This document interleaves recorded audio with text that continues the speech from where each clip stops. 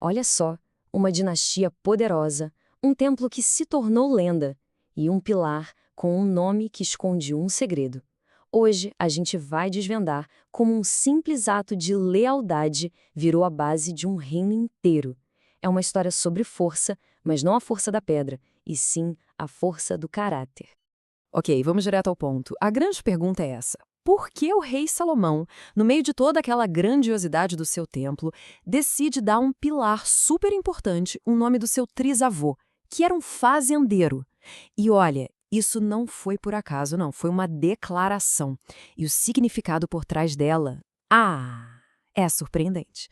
Para começar, vamos viajar no tempo e nos imaginar na entrada do lendário Templo de Salomão. Pensa em dois pilares gigantescos de bronze ali guardando a porta.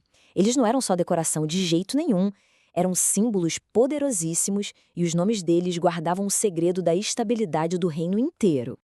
E aqui estão os nomes. O pilar da direita se chamava Jachim, que significa Ele estabelecerá. Uma promessa divina bem clara, né? Mas é o da esquerda que nos interessa. Boas, que quer dizer nela está a força. Força? Força de quê exatamente? E por que homenagear esse homem? É aqui que a nossa investigação começa para valer. A primeira pista para a gente resolver esse quebra-cabeça, e a mais óbvia, está no sangue. A conexão entre Boas e o rei Salomão é uma linha direta de família. Uma linha que foi, digamos, fundamental para a própria existência da monarquia. Vamos seguir essa linhagem para ver como tudo se encaixa. Tudo começa com Boaz, que se casa com Ruth. Daí nasce o filho deles, Obed. A história continua. Obed é o pai de Jessé, e Jessé, bom, ele é o pai do grande rei Davi. E claro, Davi é o pai de Salomão. Então, ao nomear o pilar, Salomão estava prestando uma homenagem direta ao seu trisavô. Mas, gente, a coisa é muito mais profunda do que só uma homenagem de família. O ponto-chave aqui é que Salomão estava imortalizando a ação de Boas, um ato de retidão, de justiça, que serviu como verdadeiro alicerce sobre o qual toda sua linhagem real foi construída. Então tá, a gente já sabe quem era o tal do Boaz. Mas a verdadeira questão é por quê? Que tipo de força era essa que ele representava tão importante a ponto de virar um pilar do templo mais sagrado de todos? A resposta vai muito além de força física. Pois é, o nome Boas não tem nada a ver com músculos ou poder de guerra. A força aqui é de caráter. É uma fortaleza moral, uma integridade ética que se mostra em atitudes concretas. E foi essa força que Salomão achou digna de ser um dos pilares do seu reino. E essa força do Boaz se mostra em três atitudes incríveis, sabe? Primeiro, ele teve a força para prover, ou seja, usou a riqueza dele não para si mesmo, mas para proteger quem era vulnerável, como Ruth e Noemi. Depois, a força para cumprir a lei, fazendo o que era certo e não o que era mais fácil. E, por fim, a força para garantir a continuidade, assegurando que a família tivesse um futuro. E aí que está a grande sacada. Essas ações do Boas simbolizam a virtude humana no seu melhor. Elas se tornam a parte terrena, a parte humana, que complementa a promessa celestial do outro pilar. Uma coisa não funciona sem a outra. Pensa nisso como se fosse uma parceria simbólica. Jatim é a promessa divina. É o que Deus vai fazer. Mas Boaz representa a virtude humana. O como essa promessa vira realidade através de ações justas aqui na Terra. Um pilar representa a promessa, o outro a ação. Juntos, eles sustentam tudo. Beleza, agora vamos cavar um pouco mais fundo. Vamos entender a conexão exata entre esse ato de Boaz e a estabilidade do trono de Salomão.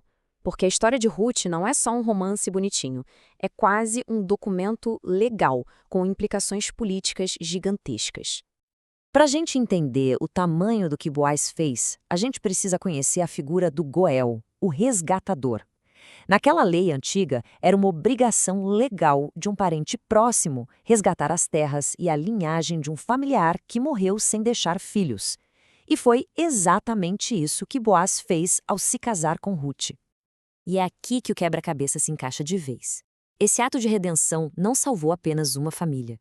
Ele, na verdade, estabeleceu a base legal e moral para a dinastia de Davi inteira.